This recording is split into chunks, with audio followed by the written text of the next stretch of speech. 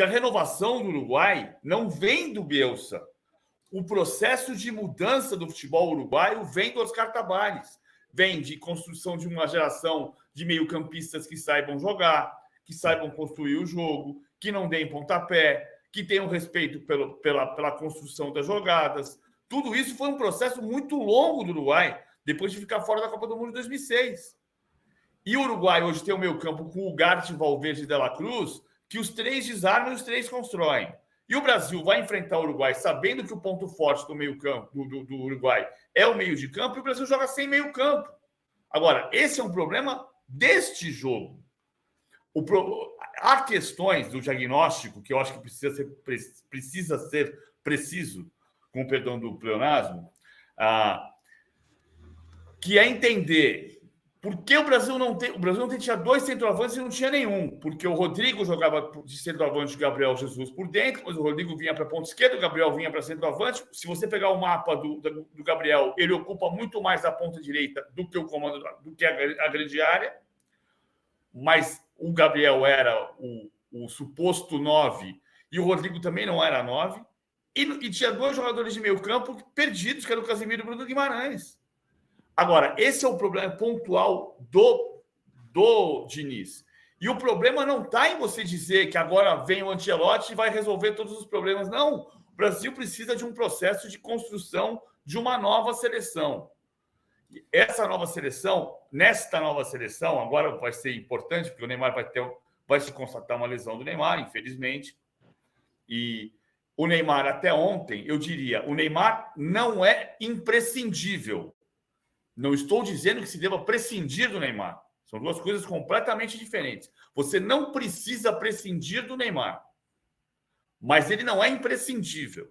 E agora vai ser necessário prescindir do Neymar, provavelmente, e construir de novo, a partir de uma ruptura, uma nova seleção, que vai precisar de novas referências.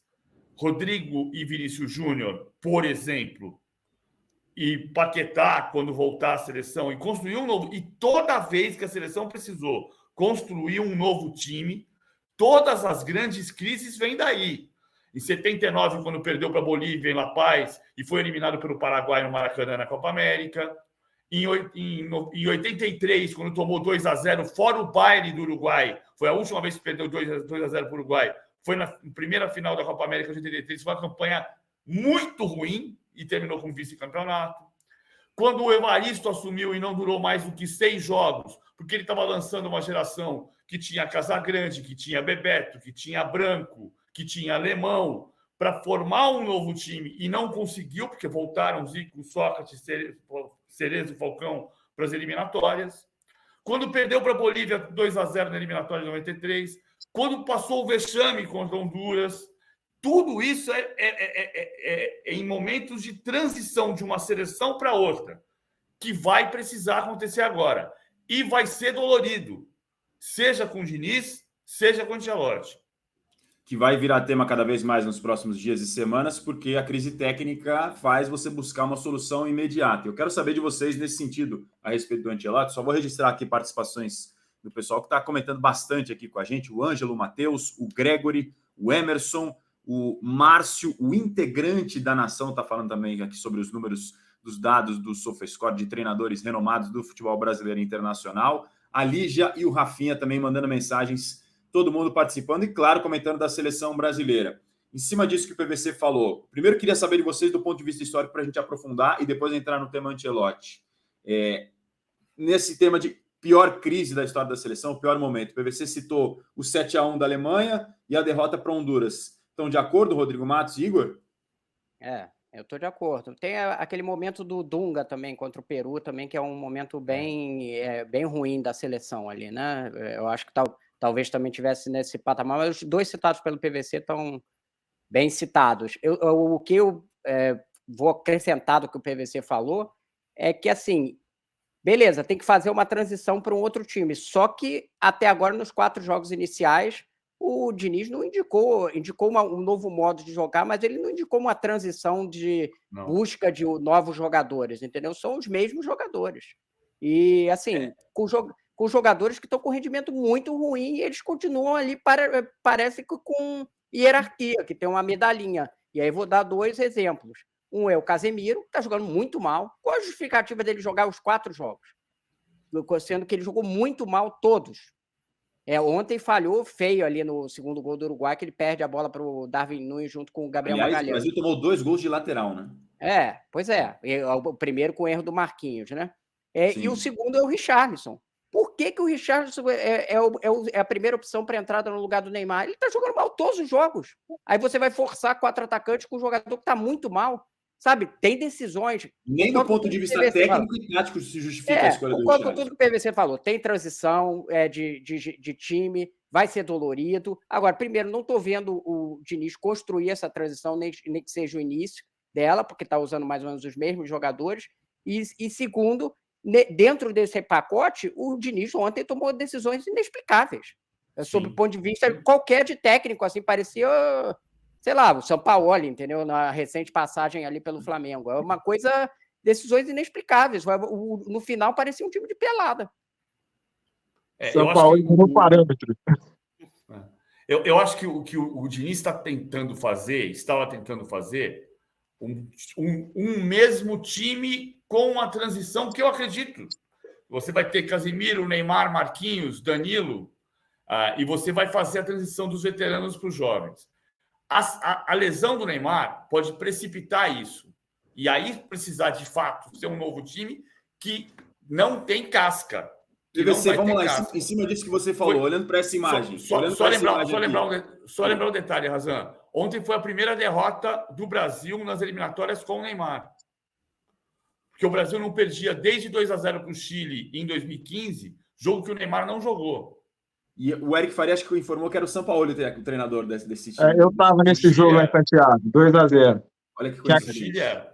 Coincidência maluca, porque a seleção chilena foi campeã pela primeira vez lá atrás da Copa América, nessa geração dourada. Aliás, só uma parte aqui, de novo teve embate Soteldo e Medel, né, que teve no Brasileirão Santos e Vasco. Soteldo e Medel pelas seleções também tiveram seu embate no duelo entre Venezuela e Chile. Mas olhando para essa imagem, sim. Pois é, 3-0 para a Venezuela, com o Soteldo participando dos 3 gols. Olhando para essa imagem, em cima disso que você está falando da transição, que o Rodrigo também pontuou, quem dessa escalação de ontem, por exemplo, você olha e fala assim, não, esse vai fazer parte desse novo momento da seleção, e quem tem que ser carta fora do baralho? O Rodrigo e o Igor depois podem opinar também. Quem que você enxerga que tem que estar nesse novo ciclo da seleção e quem tem que dar um tempo, pelo menos por agora?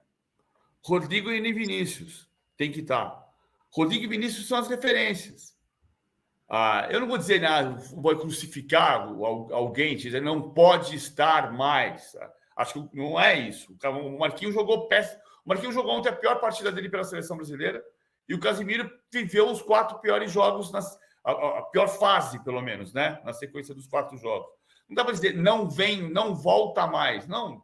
Especialmente porque o Casemiro tem tido muita dificuldade para lidar com o sistema do Diniz. Ele falou isso na saída do campo, mas com o Ancelotti ele pode ser outro jogador. Se a má fase do Casemiro, que também não é boa no Manchester United, mas se a má fase do Casemiro estiver ligada a uma adaptação ao sistema, quando chegar o Ancelotti, o Casemiro pode ser uma referência de novo. Então, não vou dizer não pode mais. Eu acho que hoje o André tem que jogar, mas eu não estou dizendo que ele não vai jogar nunca mais. Como é que você vê, Rodrigo? É isso, não é crucificado. É um jogador que tem histórico de serviços para a seleção brasileira, mas ele está mal. E não dá para você manter, tendo a seleção brasileira outras opções, manter um jogador só por hierarquia. Eu sou contra a hierarquia, entendeu? Essa coisa de, precisa manter porque você dá uma casca. O que adianta uma casca um jogador que está jogando mal? Constantemente.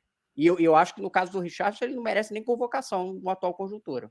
Acho que tem que ser testados outros jogadores. Já foi assim, vamos recuperar o Richarlison. Há quanto tempo a gente vai ficar esperando para recuperar o Richarlison? Assim, a fase dele ruim já se prolonga há bastante tempo, né? E o papel da recuperação, emendando aí, Rodrigo, acho que é mais do Tottenham do que da seleção brasileira. O papel de recuperar o jogador não é da seleção. A seleção tem um local privilegiado aí de pegar os melhores. É justamente por isso que ela está ali, que ela existe. De olhar os clubes, os técnicos olham o que acontece nos clubes e pensam os melhores. A partir do momento que o jogador admite, inclusive, que não está no seu melhor momento, que vive essa dificuldade, O Tite fez um movimento parecido com o Coutinho, que não deu em nada no ciclo anterior, ciclo passado, pensando em Copa do Mundo, né? Vou trazer o Coutinho e tal, o Coutinho até rendeu alguns jogos, fez um golaço ali, mas a longo prazo, isso não tem consistência nesse movimento da seleção tomar a iniciativa de pegar um jogador por 10 dias e achar que vai resolver rearrumar, reorganizar psicologicamente ou tecnicamente o jogador. Agora, sobre esses caras da foto ali, eu acho que realmente o Casemiro é o sujeito que está mais sentindo, na minha percepção, essa mudança do Diniz entre todos esses caras aí, por mais inexperientes que sejam. Porque tem um lance emblemático na partida ontem, que é o Neymar vindo recuar e dar um passe mais adiantado, né, uma tentativa de construção de jogo ali, o Casemiro meio que travou ali naquela saída, né, a jogada não fluiu, não andou, porque ele não é esse cara de sair tabelando, de sair conduzindo, ele mesmo fala todas as vezes, ele fala que ele precisa de adaptação, que o time como um todo precisa de adaptação, que é uma coisa nova que ele mencionou também, da bola passar mais por ele ali, nesse dinizismo ali, né, da bola chegar mais nele, ele carimbar as bolas, como dizem o pessoal da bola aí, em relação à construção do jogo no volante. Então, isso acaba sendo flagrante a partir do momento em que o meio-campo sim, e não é de agora, o setor mais frágil da seleção brasileira como um todo. A gente sempre teve, principalmente com o Tite, né, e na comparação das Copas do Mundo, defesas até boas, bem boas, interessantes, ataques que poderiam, né, embora uma ausência de um camisa 9 mais robusto aí, mas um ataque que poderia se esperar alguma coisa, e era no meio-campo que a gente perdia os duelos para as seleções. O PVZ mencionou o 7-1, né, aquele meio-campo da Alemanha era maravilhoso, Kroos, Schweinsteiger, esses duelos aí, o que a Espanha fez um pouco antes na Copa 2010, um jogo muito baseado na qualidade, na capacidade de construção do meio-campo, e o Brasil tem perdido isso ao longo dos últimos anos e está desaguando agora nesse processo de instabilidade, transição que o Fernando Diniz tenta iniciar. E, lembro sempre, com prazo de validade, que aí até puxa um pouco o gancho para o assunto seguinte, é um período de transição de um ano que ele não sabe o que ele vai fazer depois. Vai entregar como, para quem, aí chega o Ancelotti com as ideias todas diferentes, enfim, o Casemiro mais trinco, como dizem os portugueses ali, não é esse Casemiro mais fluente, não é o Modric, né? O Casemiro transformado em Modric ou Kroos, é o Casemiro. Enfim, todas essas questões que tem um prazo de validade, esse contrato do Fernando Diniz. As eliminatórias, o que ele tem para fazer nas eliminatórias, 4 dos 6 jogos já foram, só tem mais agora a rodada de novembro, e possivelmente, né, a gente vai ter que esperar aí o resultado do exame sem o Neymar, dependendo do que acontecer. Enfim, é um cenário nebuloso para o que precisa ser feito e para o que pode ser feito de curto e médio prazo na seleção brasileira. Para a gente abordar o tema Ancelotti, já aproveitando esse gancho do Igor, como é que vocês veem que fica essa situação para o Ancelotti agora, depois desses 4 primeiros jogos do Fernando Diniz, com esse desempenho principalmente, os resultados são ruins, mas o desempenho talvez chame ainda mais atenção para o lado negativo. E será que o Ancelotti é esse cara que pode romper ciclos com alguns dos nomes que já não tem mais espaço e renovar essa seleção brasileira, se é que essa é a intenção? Como é que você vê a situação do Ancelotti nesse contexto atual, PVC? Eu acho que o Ancelotti, a primeira coisa que vai acontecer é ele fazer um jogo de... Bom, é muito doido. O Carlos Eduardo Mansur ontem falou uma coisa que acho que faz sentido. O Carlos Eduardo Mansur, colunista do Globo e comentarista do Sport TV, quando ele fala, nós estamos pensando no Fernando Diniz, por quê? Porque essa é uma pergunta que fica... Vou voltar a fazer o meia-culpa. Todos nós, no começo do processo do Diniz, ficamos empolgados e o papel da imprensa não é ter empolgação e nem torcer pelo sucesso. Mas somos seres humanos e estamos olhando do ponto de vista... Pô, que legal! E no meio do caminho, a gente vai fazendo reflexões. Então, não é proibido mudar de ideia, como diria o Tite. O fato é assim, o Diniz tem um jogo diferente do Ancelotti. O que é que eu imagino? Que o Ancelotti não pode ser visto como um salvador da pátria. Não é isso. Assim, agora manda embora o Diniz, cancela, paga a multa do Ancelotti, traz o Ancelotti agora e vamos rezar para São Ancelotti, Santo Ancelotti que estás na Europa, venha a nós o vosso reino. Não é assim. Mas o Ancelotti tem um jogo de meio campo. E a impressão que eu tenho é que o Ancelotti vai nos devolver a percepção de que o Brasil tem bons meio-campistas. Porque o jogo vai passar mais pelo meio-campo. seja o Casemiro, seja o André, seja o Bruno Guimarães, que é um brilhante meio-campista e jogou muito mal ontem, seja o Paquetá que volte, seja o Gerson, seja o Rafael Veiga. Não existe um deserto de meio-campistas brasileiros. Existe um deserto de 10. Mas o conceito de 10 é muito relativo. Né? O Zidane foi tricampeão no Real Madrid com meio campo de Modric, Kroos e Casemiro, que ninguém era classicamente um 10, embora o Modric vestisse a 10. O Modric foi segundo volante durante grande parte da carreira. E o Modric é um jogador que constrói o jogo o tempo inteiro. Ok, não estou tratando o Paquetá como o Modric, mas tem um processo de maturação da equipe que vai fazer o meio-campo. O meio-campo precisa ser o setor vital. De novo, a história dos contra-atacantes. Não existe jogar contra o Uruguai de Ugarte, Valverde, De La Cruz com 4 atacantes e sem meio-campista.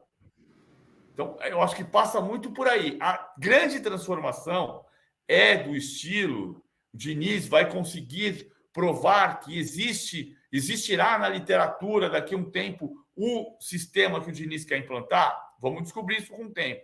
Mas a grande diferença é do sistema, sim, tanto que o Casemiro está falando sobre isso e o Danilo também, mas é do pensamento do futebol em que o meio de campo é o cérebro. E aí essa transição fica até mais complicada pelas ideias tão distintas, Rodrigo. Primeiro aqui, informação, vou dar alguma informação aqui, não mudou nada em relação ao Ancelotti, continua a mesma coisa. Eu perguntei depois lá da nossa palestra lá do reitor da Universidade de Parma, e continua a mesma coisa. Há um acordo da CBF para o Ancelotti vir no meio do ano que vem, e isso continua. A percepção na CBF é que simplesmente foi uma reação ali, porque ele ficou meio numa saia justa quando o reitor fez aquele comentário, e aí ele falou em seguida sobre rumor, enfim. Dito isso, eu concordo com o PVC sobre a falta do jogo de meio de campo e como o Ancelotti pode fazer isso. Por quê? E eu acho que, na verdade, o Diniz também poderia ter feito, porque em determinado momento ele também tem um jogo em vários dos trabalhos dele, que é um jogo de pausa, que tem ali um trabalho de meio de campo maior do que o que ele está fazendo aqui. É até uma evolução recente que ele vem tendo no Fluminense, esse lance de jogar com muito atacante e tentar jogar num ritmo muito acelerado. Não era o costume dele mais atrás, né? E aí, nessa questão da formação do meio de campo, também concordo novamente com o PVC. Eu acho que a gente tem potenciais bons meios de campo. E os meios de campo precisam de maturação. Eu acho que é uma posição mais difícil de você se fixar numa seleção brasileira do que um atacante como o Rodrigo e o Vinícius, por mais que o Vinícius tenha jogado mal ontem nessa data FIFA em geral, mas assim, o meio-campista vai melhorando e vai se transformando conforme o tempo. A gente não tem o Modric, não tem o Kroos, não tem, enfim, o grande meio de campo, não tem Zidane, mas a gente tem bons meio-campistas que podem se transformar, talvez não do tamanho deles, mas que sejam capazes, no futuro, de serem jogadores que entendam toda a dinâmica que é necessária. O Modric é um jogador diferente do que ele era no início da carreira. E o Kroos também, e outros desses meio-campistas, entendeu? Tem alguns que estão prontos, o Bellingham, embora seja um jogo, já aconteceu de estar pronto. A Inglaterra está produzindo meio-campistas bons, né? Tem o Declan Rice também. Enfim, a gente está produzindo, talvez ainda não nesse patamar, mas eu acho que são jogadores que podem se tornar assim. Eu vejo muito potencial no André, muito potencial no Paquetá. O Paquetá está melhorando a cada temporada, então eu acho que ele pode sim ser uma referência nesse meio de campo. Agora, eu acho que, na minha visão, talvez o Casemiro não se encaixe tanto com isso aí. Mas, tanto no esquema do Diniz, quanto na concepção de um novo meio de campo brasileiro. Um meio de campo que busque mais aproximação, de passe de bola, como foi o Uruguai ontem. O De La Cruz é um jogador muito dinâmico. Você via como ele se aproximava e ele fazia todo o jogo do Uruguai fluir. Inclusive o jogo do Valverde, que é um jogador de hierarquia maior do que ele, mas que ele faz o jogo do Valverde melhorar, porque ele está fazendo todo um giro de bola, uma dinâmica que o Valverde tem a característica dele de força, de chegada, você vai casando os jogadores, né? E a gente vai ter que formar esses caras, e eu acho que nesse aspecto o Ancelotti, aí já me alongando bastante, o Ancelotti pode ajudar muito na nossa construção de um novo jogo de meio de campo, que é a coisa mais urgente. E o que me preocupa é que hoje o Diniz não está endereçando esse problema. Ele está querendo um jogo de aceleração que eu acho que não vai para lugar nenhum. Sabe uma coisa que não passou batido, mas de tudo que aconteceu sobre o Paquetá e o corte do Paquetá pela questão dos sites de apostas e tudo que é relevante discutir sobre os sites de apostas, que agora tirou 2 jogadores da seleção da Itália, né? O fato é que assim, o Paquetá ia para o Manchester City. A acusação das apostas vetou a transferência do Paquetá para o Manchester City. E é muito simbólico o Manchester City, o Guardiola, querer um meio-campista brasileiro. Simbólico porque o Brasil precisa descobrir que tem meio-campistas.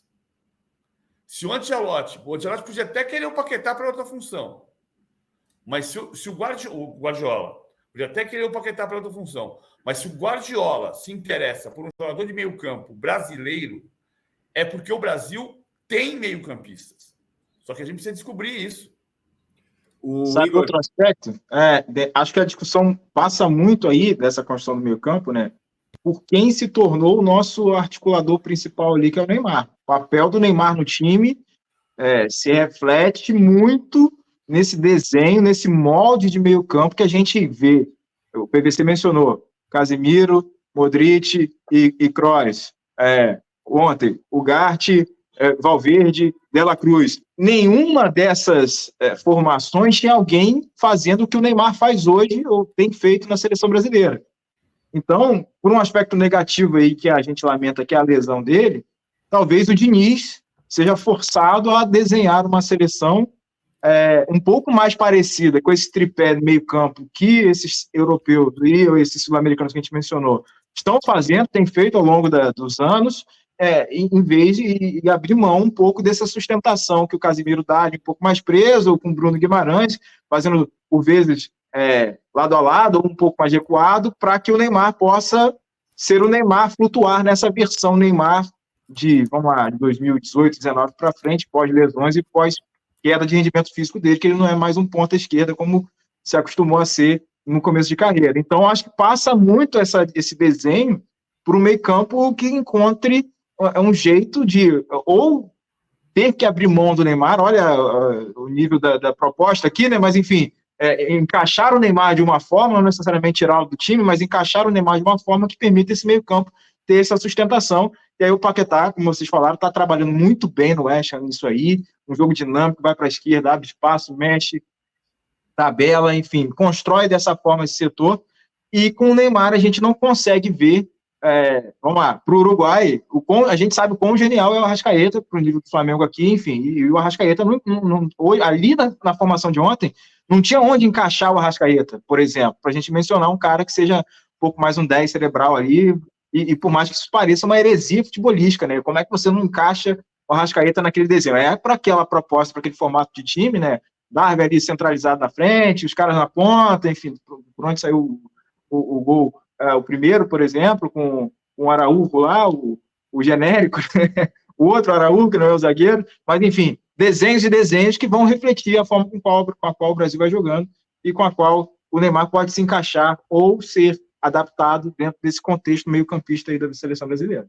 Para a gente amarrar esse debate de seleção brasileira, que a gente vai ter o Jair Ventura, técnico do Atlético Goianiense, ao vivo aqui com a gente agora na sequência, junto com o Marinho Saldanha. Vou aproveitar, perdão te interromper, Rodrigo, vou aproveitar o gancho que o Igor deu do Neymar para justamente atualizar a situação dele, Igor, porque primeiro assim, a imagem dele no campo já foi a sensação de um problema grave. E aí depois a gente tem essa imagem dele saindo na zona mista de muletas com a perna esquerda imobilizada. Qual que é a situação, o status desse momento? Antes de fazer o corte aí, o Rodrigo ia fazer um comentário, acho que ele ia me cornetar alguma coisa aí. Vamos fazer o parênteses aí, a gente emenda o Neymar. Eu preciso lembrar da década de 80, o Jô Soares falando Bota a ponta, Tele, né? Na seleção de 82. Bota a meia, Diniz, né? Dá para reviver aí enfim, o que foi a década de 80 lá com o bota ponta. Embora o Brasil funcionasse bem sem ponta naquela época, vai, sendo justo. Mas aí sobre o Neymar, então, amigos, que estamos aí ansiosos e aguardando alguma atualização, o fato é que essa imagem aí do Éder Traschini ontem no estádio Centenário Montevidéu, o Neymar saindo de muletas com a perna esquerda mobilizada ali, né, por conta da torção no joelho que ele sofreu ainda na reta final do primeiro tempo, e foi substituído de imediato.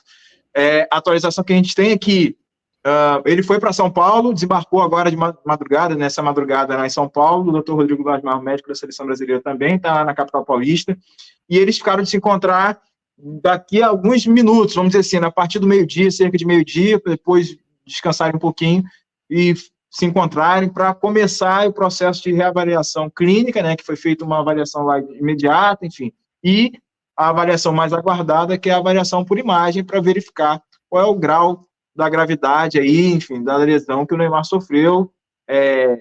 De imediato, um tom um pouco pessimista, a gente percebe no pessoal da seleção brasileira, enfim, preocupação grande com ele, que não foi algo simples, né, para a gente ter de comparação. O Nino também, durante a semana, sofreu uma torção no joelho, mas estava andando sem qualquer equipamento, sem qualquer auxílio, e voltou para o Fluminense para fazer o tratamento, pensando na final da Libertadores. Agora, o Neymar, essa imagem aí da imobilização, da muleta, e o Dr. Rodrigo Glasmar disse ontem que era necessário aguardar um pouquinho para ver como é que o edema ia se desenvolver nessas primeiras horas pós o trauma ali na região. Então, agora à tarde que eles vão fazer esses exames, e aí definir também, junto com o Al-Hilal, como é que vai ser essa divulgação dos resultados do procedimento, né, da avaliação que será feita agora à tarde em São Paulo. Então, agora, chegando a hora do almoço, um pouquinho depois, a gente já deve ter uma atualização a respeito do que vai ser da situação do Neymar. Enfim, não sou médico, mas talvez eu já consigo vislumbrar pelo cenário que dificilmente ele já estaria na próxima convocação, que o jogo já é mês que vem, em novembro. Convocação ali para o jogo do dia 21 contra a Argentina, né, o fechamento, e tem um jogo anterior na Colômbia. Então, difícil imaginar Neymar para essa data FIFA próxima em novembro, e a gente fica no aguardo para saber qual é a extensão disso tudo, para pensar no Neymar, para ver se ele consegue, pelo menos, participar ainda de algum jogo com a gestão de Diniz, né? Tem essa questão também. Como vai acabar em julho, né, o contrato, talvez ele não tenha mais nada de relevante para disputar sob o comando do Fernando Diniz na seleção brasileira. Vamos ouvir o médico da seleção brasileira, o Rodrigo Glasmar, que falou ali na zona mista de entrevistas, logo depois da derrota brasileira, sobre a situação do Neymar. Já iniciou o tratamento, é muito importante aguardarmos as primeiras 24 horas, amanhã nós iremos fazer uma nova avaliação e seguiremos com as avaliações de exames complementares para fazer um diagnóstico. A gente fez todos os testes, óbvio, né? E esses testes vão ser repetidos amanhã. Essas primeiras 24 horas, como eu disse, são muito importantes para ver como o joelho vai responder, o inchaço que vai apresentar, e os exames de imagem que vão, né, definir realmente, colaborar com o diagnóstico definitivo. É muito cedo para a gente falar, né? Vamos aguardar os exames amanhã. A gente vai fazer os exames com calma, avaliar com calma, e a gente, assim que tiver uma posição, uma definição, nós informamos para vocês. Suspeitas de uma lesão que precisa ser melhor avaliada. De novo, acabou de acontecer, né? Nós não temos nem uma hora da entorse, e aguardar um pouquinho mais é importante, ver como o joelho vai responder até amanhã, possível edema que vai se formar, e aí o exame físico, clínico vai ser repetido. Eu vou ficar em São Paulo para poder acompanhá-lo amanhã, e na sequência a gente vai fazer as avaliações primárias. A imagem que vai mostrar a extensão da lesão. Num primeiro momento a gente se preocupa com as estruturas mais importantes, mas para fechar um diagnóstico e falar realmente do que teve, a gente precisa de um tempo maior. Deu para ver que os colegas perguntam exatamente se há uma possibilidade de ligamento cruzado, né? Que é a suspeita e o maior temor para qualquer tipo de jogador. Essa é a preocupação em relação ao joelho esquerdo do Neymar. Acho que isso pode surgir a qualquer momento ao longo do dia de hoje. A gente registra aqui na programação do All Sport. Amigos, o debate é excelente, mas preciso encerrar. Temos um convidado especialíssimo nos aguardando para entrar ao vivo com a gente. O técnico Jair Ventura, do Atlético Goianiense, vai conversar com a gente ao vivo aqui no De Primeira sobre essa grande fase do Dragão, principalmente no retorno da Série B do Campeonato Brasileiro. Rodrigo, obrigado pela participação com a gente. Foi muito bom o debate, amigo. Valeu, Razão, valeu, PVC, valeu, Igor. Até a próxima. Um abraço. Obrigado, Igor. Valeu, amigo, sempre um prazer. Tem que ver se o Jair vai fazer a dancinha de comemoração dele ali, né? Ele aqui, né? Vamos ver esse momento em breve aqui nos próximos instantes, será? Fica aí a dica aí para a galera que vai acompanhar. Um abraço, pessoal. A gente volta a qualquer momento, qualquer situação aí aqui no De Primeira novamente.